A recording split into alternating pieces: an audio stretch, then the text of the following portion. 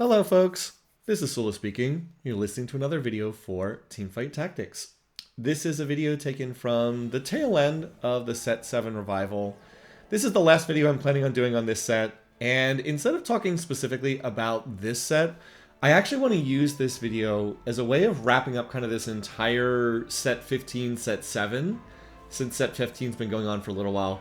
Specifically, I'm going to organize this video around why set 15 fails and why set 7 succeeds. So we're going to be contrasting the things that did not work in set 15 against some of the things that did work in set 7, which it wasn't the best set by any means, but it was a pretty good set, at least set 7.5. I don't think that the first half of set 7 was that great, but that is not what we have here in the set revival. This is set 7.5, which was a much better set, and which I definitely did enjoy playing. So as part of my traditional retrospective, I always typically will look back at the end of a set and talk about like what worked and what didn't work. We're going to look at set 15 in the context again of why it didn't work, why I view it basically as a failed set. It was not a popular set. It got less and less popular the longer it went on, and cover it in the context of why set 7 did work. And then there's just footage in the background of me playing this trainer golem game that I just happened to have footage of and went pretty well.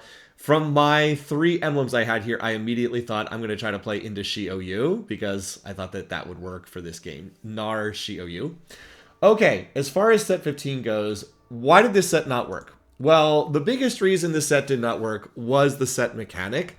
And that was the power-ups, or the fruits as people typically called them. I'm mostly just going to refer to them as the fruits because it's a handy, like, quick reference for what the trait had. This was the set mechanic in set 15, so if you're unfamiliar with this, the way the mechanic would work is you would get a fruit on, I think, the third minion round, second or third minion round, and then you'd be able to give, like, an extra ability to one unit on your team. And then if you wanted to, you could re-roll that. You could opt to purchase, try to re-roll the fruit, but you only got a limited number of removers. You could also sell the unit, and then you could try it on a different unit for free. Different units had different power-ups available to them, and different units would do different things depending on what they got. Some of them were very straightforward, make your tank tankier, they get additional health, or after X amount of time they stun the enemy board, or they get extra armor and magic resistance. Some of them were carry abilities whereby you would get stacking attack damage. It was every 2 kills this unit permanently gains 1% AD, or some of them might give them additional lifesteal, blah blah blah. There were many of these. I think there were almost 100 of these various different fruits. So when the set started, I mean, it seemed like a pretty cool system when the set started. You can go back and look at the early videos I did on the public beta environment in the first week or 2 of the set. I was like, this is pretty cool. You can kind of customize these power-ups to your board. You'd have things like, oh, I'm playing an attack damage carry, but I don't have any armor stride on my board right now. I'll take the power-up that gives me some armor, that allows me to ignore some percentage of the enemy's armor. And it felt like that was a really cool, smart thing that you could do. And you'd get to test out these different things. It seemed like it was fun. It kind of felt a little bit like it was kind of like the anomalies from set 13. That was the second arcane set, but from the beginning of the game.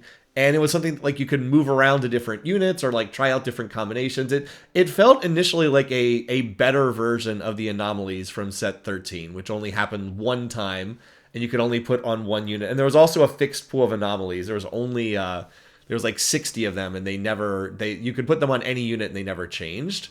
But you just had to keep rolling until you found one that you liked. Now, the problem is the longer the set went on, the worse the mechanic felt. And this was pretty notable because the player base largely received this positively at first, and then more and more dissatisfaction grew. And basically the problem is the longer that the set went on, the more people realized that the various power-ups were just comically unbalanced. They were not balanced at all.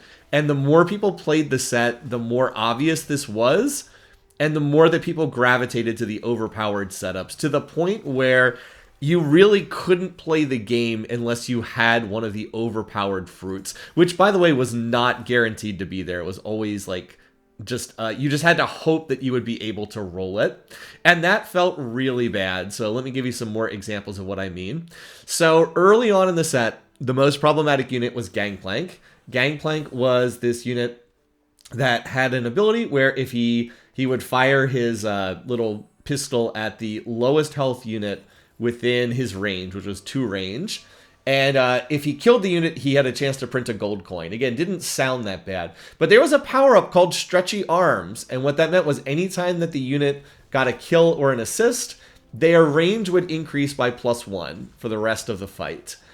So, Gangplank, who always targeted the lowest health unit in range, had a broken interaction with Stretchy Arms, whereby he would shoot a unit, get a kill, all of a sudden now he has 3 range. Now he's targeting the lowest health unit within 3 range. Then he gets an assist on the next kill from your team. Oh, now he's out to 4 range. Now he's out to 5 range. And it very quickly became obvious that this unit was completely busted, and it really kind of messed up the balance for the early portion of the set. And you might be like, oh, okay, well, that's just like a one-off thing. You know, they eventually nerfed this. They made it so the Stretchy Arms power-up did not interact with his ability. Okay, no big deal.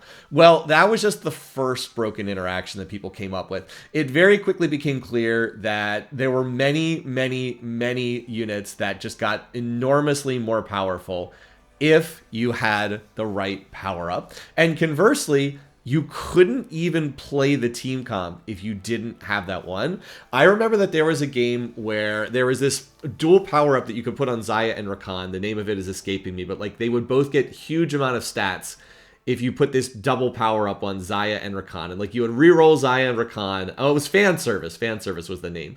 You'd put this power up on Xayah, Rakan, and then like they'd get super strong. They're 2-cost units. They weren't meant to be endgame units.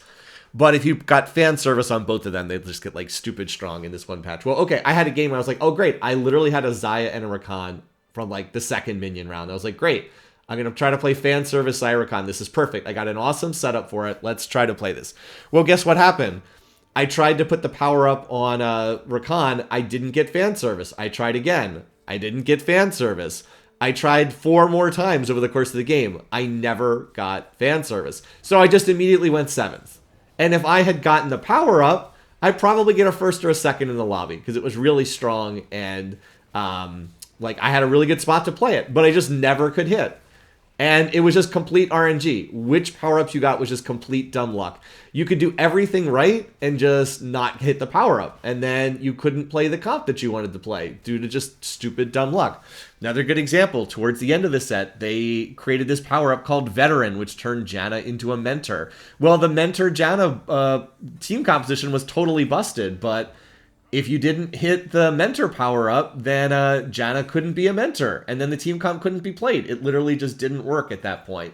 So, I mean, what was fun about this system? Like, so much of it was just complete dumb luck that was just in the hands of just pure randomness.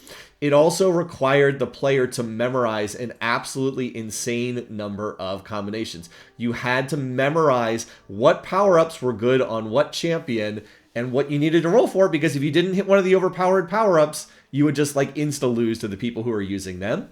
I actually did really well at the start of the set. I was like doing great, but after like a month, I noticed I started doing really badly in my games. Like I was just getting lots of bot 4s, and I was like, I know I'm not building these teams wrong. Like I'm itemizing well. I'm playing the units you want to play on these boards, but like I'm just losing every round. I was like, what is going on? Why am I losing?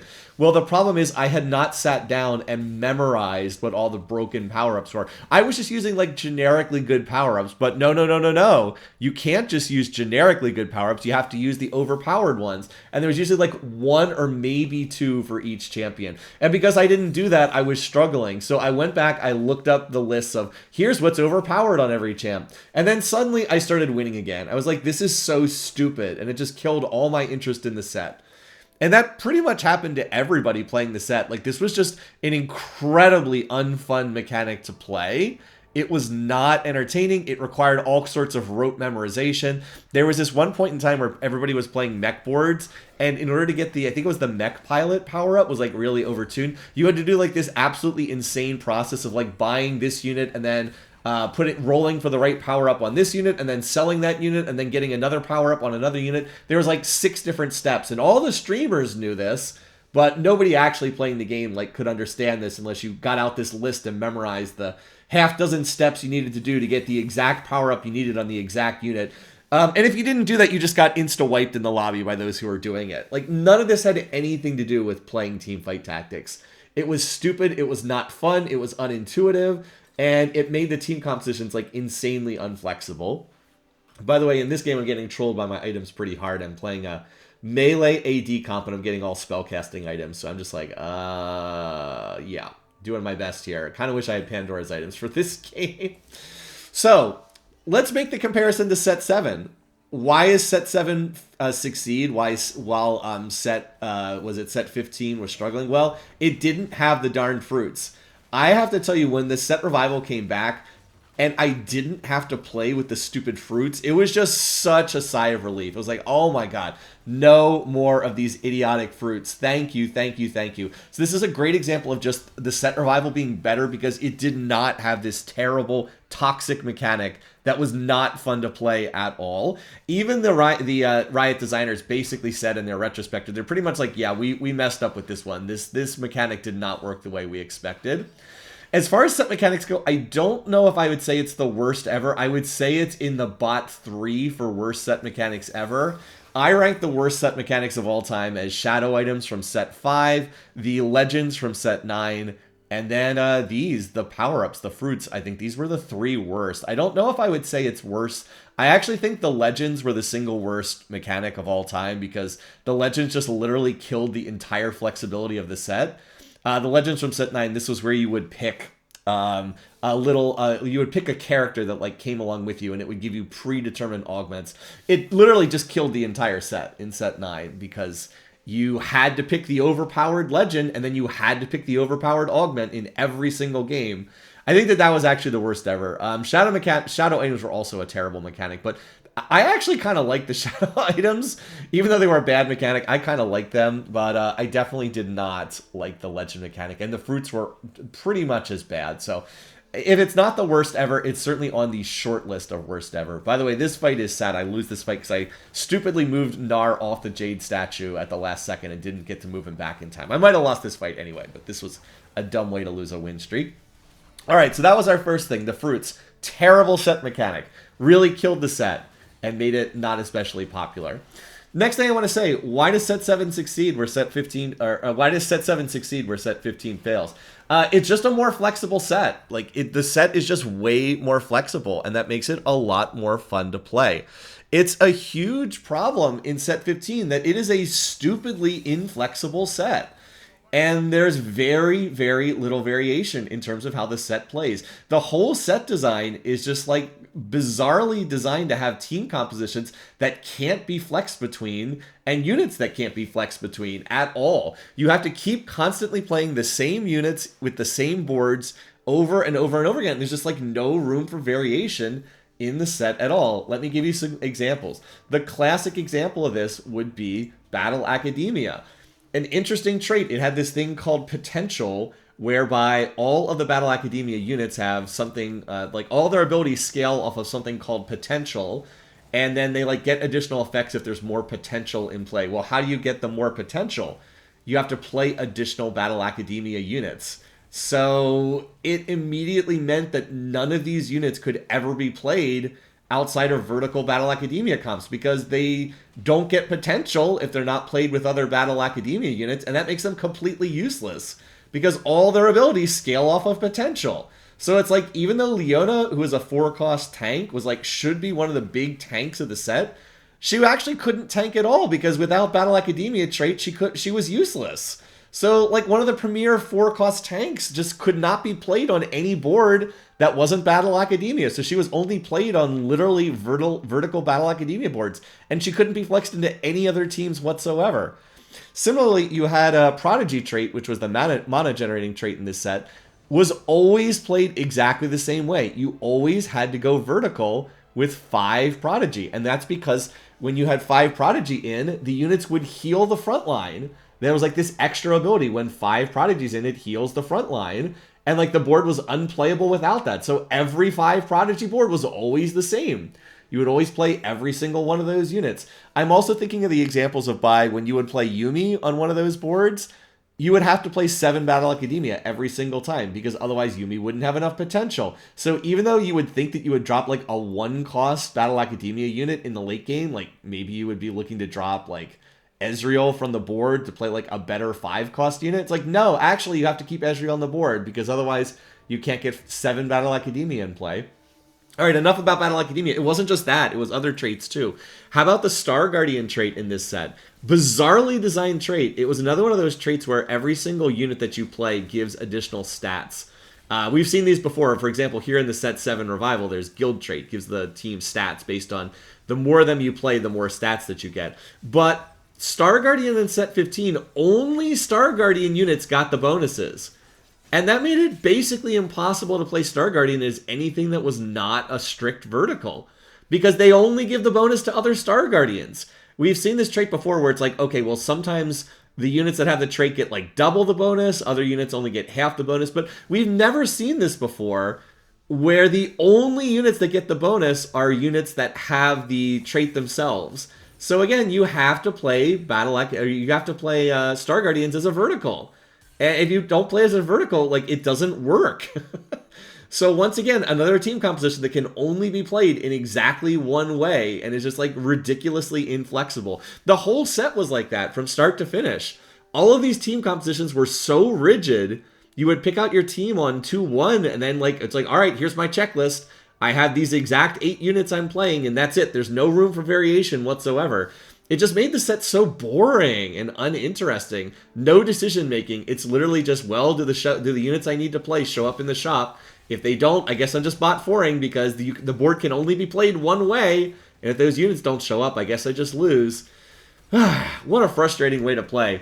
Now let's compare that to this set here, the Set 7 Revival. It is so much more flexible in so many different ways. Almost every single board has some variation in terms of how you put it together. Like right now I'm playing a Jade board. It's like, okay, the basis of this board is you play 7 Jade, right? So, I mean, that's pretty straightforward, but there is room for flexibility within this board. The most common thing is you can play either the vertical Jade version, which I'm playing here because I opted to reroll for Gnar, but you can also tech in Siphon and play the Whispers version. So you can go 7 Jade vertical, or you can look to play I think you can play 7 Jade, 7 Jade 4 Whispers, I think is pretty viable. And then you play Shiou and Siphon as your dual carries.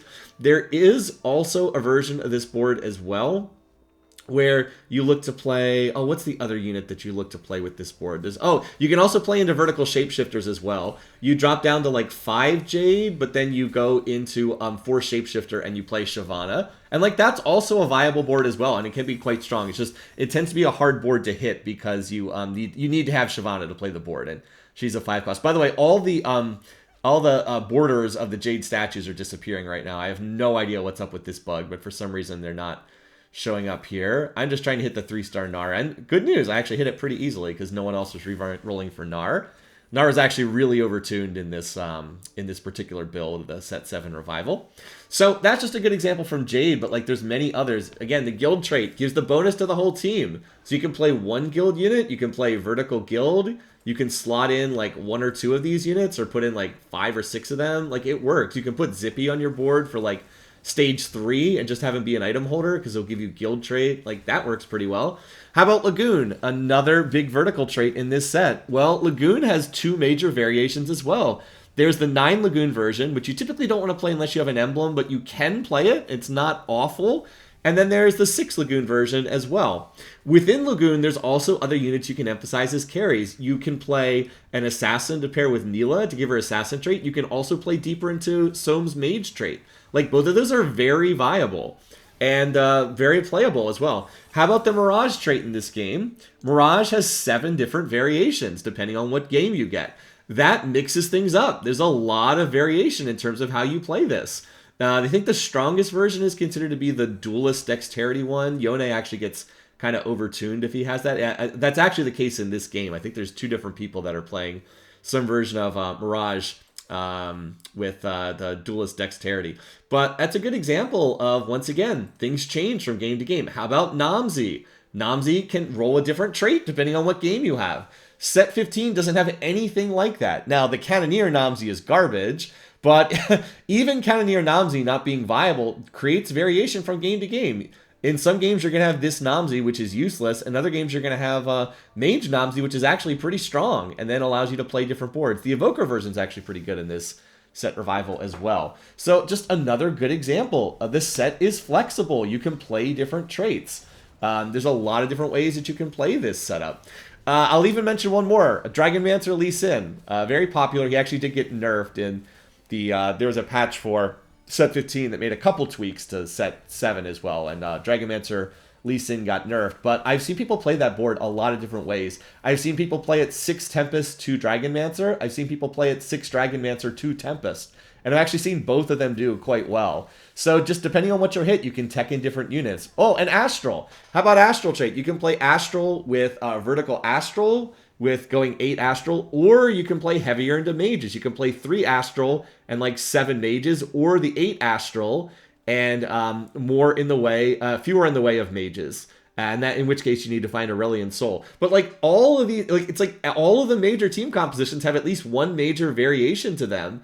And that doesn't even get into what happens if you find emblems. Like in this game, I'm looking to play deeper into Mystic trait. And like I've been playing Shimmer Scale here because I got a Shimmer Scale emblem. And I'm going to play Jax on this board anyway. So why not just run, the Volibear on the board for a while. Now, his Goldmancer staff has not printed me even 1 gold this game. So it's been a little bit ridiculous.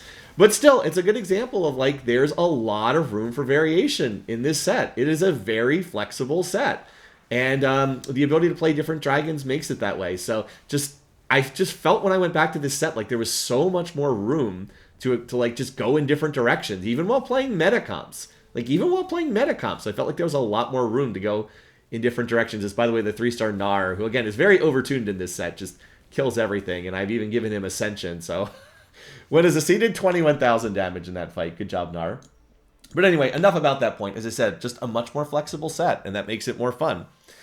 Speaking of which, more fun, the next point I'll make is I think set 7 just has more fun traits. I think the set is just more fun in terms of how it's designed. Good example of this would be looking at the economic trait. Because every set's got to have an econ trait, right? Set 15 has Crystal Gambit. Not a well-designed econ trait. Not well-designed at all. Crystal Gambit is the same thing we've seen so many times before. Put in the Crystal Gambit units, lost streak, double down. There's a raise the stakes option, double down, raise the stakes, blah, blah, blah.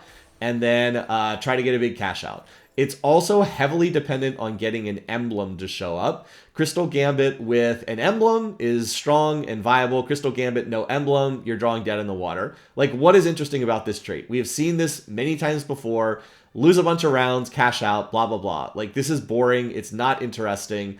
It was really stupid to tie so much of the trait's value to getting an emblem, which is not something you really can control.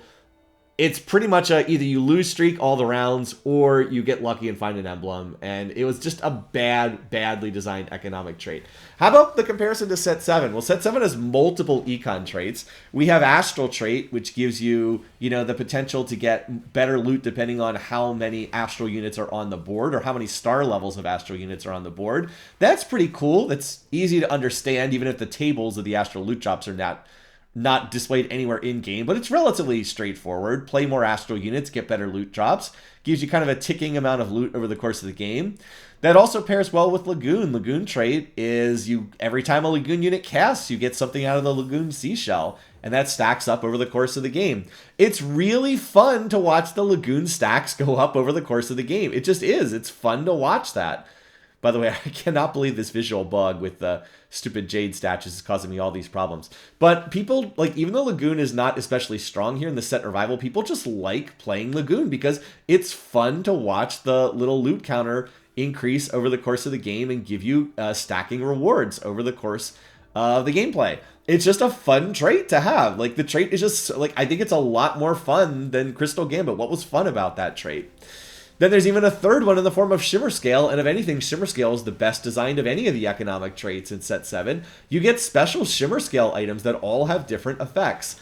You can just pick up Shimmer Scale 3 like I did in this game, or you can go deeper into the trait, get multiple Shimmer Scale items, and if you can stack it up together, it can be really, really broken if you get 4 Shimmer Scale items, and eventually you get that what is it? The thing that insta-kills units like every 5 or 6 seconds. It's a really fun trait, and it opens up a lot of room for strategy. Like in this game, it didn't make sense to go deeper into Shimmer Scale because the first item was Goldmancer Staff, and I really had no use for Goldmancer Staff on my board. Just wasn't an item that I had any use for. But in another game, it might have been pretty valuable. So, excuse me. In another game, it might have been very valuable to do that. So you just got to adjust it. By the way, there's even another economic traits. If Mirage Traits rolls Pirates, then you actually get even one more trait like that. But that's not something that's too likely to have happen. So the traits are just more fun. Like that's obviously a subjective point there, but I think I definitely think it's just absolutely more fun having this here. Anyway, I'm just making some last items here. I really wanted to make a Sterix, but I could never get a sword this entire game, so I just had to make do. And I think the Shioyu and what's his name, the Nar items are reasonably good. And now I'm making Soraka items because I will be hopefully finding Soraka sooner rather than later. But I'm just gonna go to level. I was gonna try to roll here and try to hit Shioyu 2. And then I have trouble hitting Shioyu 2 from what I remember in this game. And I'm not going for Seraphine 3. I don't need her in this game. But as I said, I do think that the traits were just a lot more fun in the set. And the econ traits were a really good example of that. Also, could go back to some of the examples I said before. Guild trait, a lot more fun than the Vertical Star Guardians. And as much maligned as the dragons were, I actually think the dragons were a lot of fun too. I think there was some cool stuff with the dragons as well. Plus things like Mirage changing from game to game, Namzi changing from game to game. It's just a more fun set. Like it just felt like the mechanics and the trait design was very tired in set 15. Like everything, a lot of the stuff, it just felt like we had seen it before, and the stuff we hadn't seen before, like Battle Academia, wasn't really designed very well. Oh, and I mean, you had other stuff like what is it? I wanted to mention the mentor trait, which again only gave its benefit to other mentor units if you played all 4 of them together. Just super inflexible. Like it was cool the first time we saw it, but like we've seen that trait a bunch of times before. We don't need to see that same trait again. It's not interesting. Another thing I like about set 7, there are support units in this set. I don't know why the current design of TFT is like obsessed with never having any support units. It is okay to have support units. Some units don't deal damage. Some units are just there to support the team. It's like there's this bizarre feeling that like in modern TFT, the designers will not create support units. And I do not understand this at all. So like look at my board right now. Seraphina is just a support unit. She doesn't really do damage at all. She puts a shield on the team that gives them magic damage on hit. Like that's a cool ability. It's interesting. It means that positioning her is pretty important. I actually have her positioned not in a great spot, but there's not much I can do because I have to position around the Jade statues. Like, that's a cool ability, but, like, she's just a support unit. And, like, that's okay. You can have some units that are just support units. I'm trying to find Soraka, who literally does no damage whatsoever, but her healing ability is so strong that it, like, will swing fights to a crazy extent. She's one of the most powerful units in the set, even though she doesn't do any damage at all. Like, and it's okay to have that. It's okay to have support units. Every unit does not have to be a carry. Like, that's fine. And that's one of the problems with the current set design is they don't have flexibility for stuff like that. It's really dumb that they don't allow for things like that to happen. Like, allow room for your game to breathe organically. Anyway, here I hit 3-star Jax. Not that that really matters. But I might as well try to get, like, a Thief's Glove or something for him on this board. The quintessential example of that, by the way, is Bard. Bard is another unit that I would love to play on this board because he'd take me up to 4 Mystic. Bard is pretty clearly the best unit in the set. Like, it's not really close. Bard is definitely overtuned. There's no question of this. Bard has an amazing passive ability where he increases your shop odds to find the 4 and 5 cost units. He has an amazing in-combat ability where he tosses out the big, the big Bard ult from normal League of Legends. Puts anything that gets hit goes in stasis for, I think it's 2 seconds. And it also, not a lot of people necessarily know this, there's also a damage amp against units that get hit by it. So units that get hit by the Bard stun also take additional damage for a couple seconds afterwards. So he's an amazing unit. Oh, and he also has guild traits, so he gives his guild bonus whenever he's in effect as well, which I believe is additional mana per auto attack. Oh, and he has Mystic trait, so he gives you Mystic trait as well. Now, this guy is obviously overtuned. There's no question. Bard is overtuned. He's clearly better than he should be. But I don't think it's bad having him either. Like, obviously, his numbers are too high. He does too many good things. I don't think it's bad having him, though, because it's a unit that, like, everyone wants to play. So he's always, and I mean always, in high demand, although for some reason nobody picks him up here, including me, because I want Soraka. I have full items for a Soraka. I want to get her on the board and take out the useless Wukong. But like he is like I don't think it's bad having this unit that like the whole lobby wants to play and like is flexible enough that he does good things for almost everybody's boards.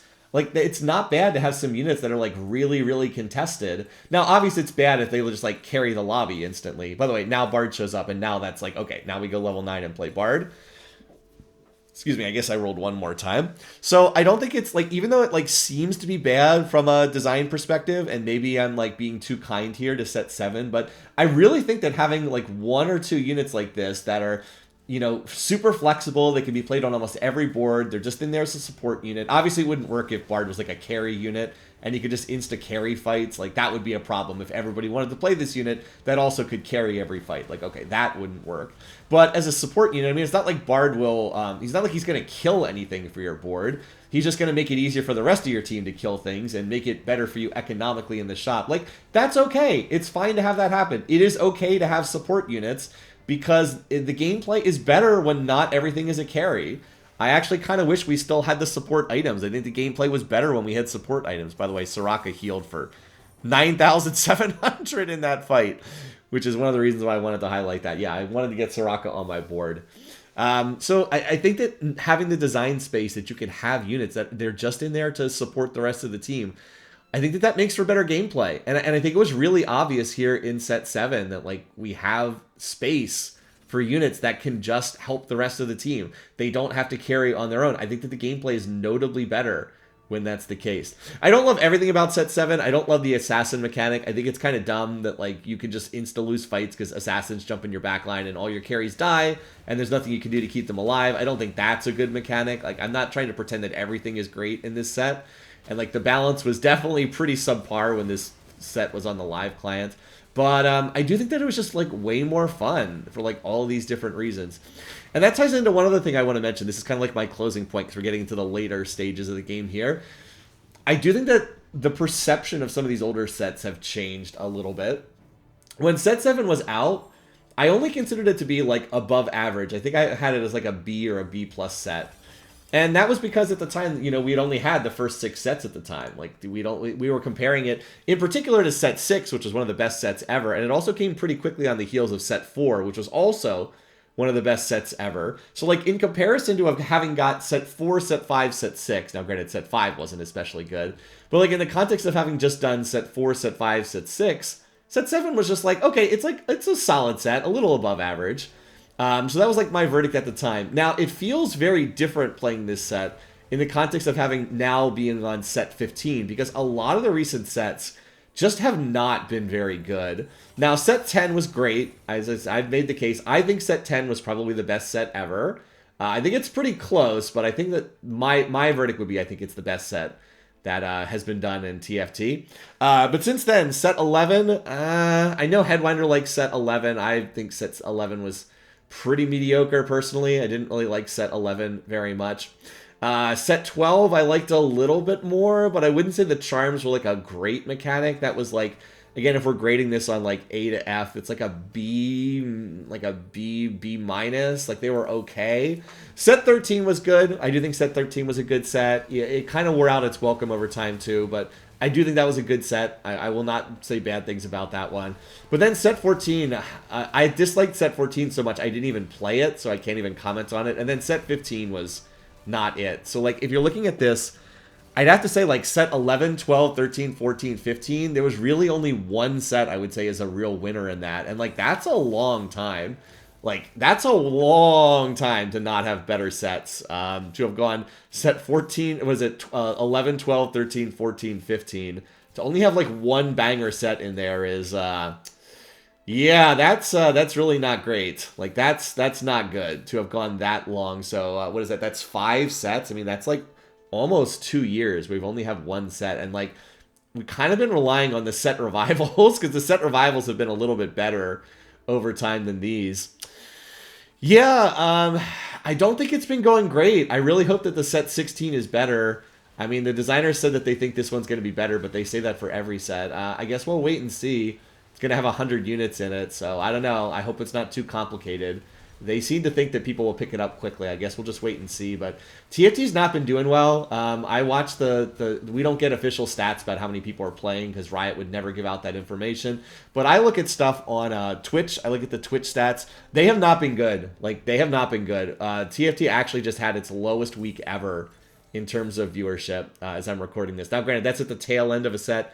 Viewership always fails off at the tail end of a set, but it had its lowest week ever, and I mean ever. It only averaged about 4,000 viewers a day for a full week. That is not good. It was also sitting around 100th place in Twitch on games. Normally it's around like 25th place, something like that. It was down around 100th place. I had never seen TFT that low before. The numbers are significantly lower than they were in set 2, and people said set 2 was so bad it almost killed TFT. Well, they're actually quite a bit lower than set 2 now at the end of set 15. So that's a sign that, like, whatever's going on, it is not hitting the player base. People are not watching. People are not playing. Streamers are not playing. I don't think that many people watched Worlds this year. It was considered to be a pretty unsatisfying Worlds because it was just a rush 9 and everybody was just rushing 9 every game, which is not fun to watch. I really hope that this next set is better. I don't like saying TFT is doing bad. I don't like saying TFT is dying, but like these last few sets have really not been working and the player numbers are going down. It's not a good thing. They need to get this next set right because this is not working. So on that note, by the way, get the stats working too. I have not gotten the stats from any of my set 7 games like since this started. Seriously, fix this. So on that note, as I said, I don't think that set 15 was a success. I do think set 7 was just in comparison way more fun to play. Let's hope the next set goes better, and we'll just have to cross our fingers and hope for the best. Anyway, once again, thanks for watching. Thanks for listening. Until next time, take care, folks. Have a great week. I'll see you again soon.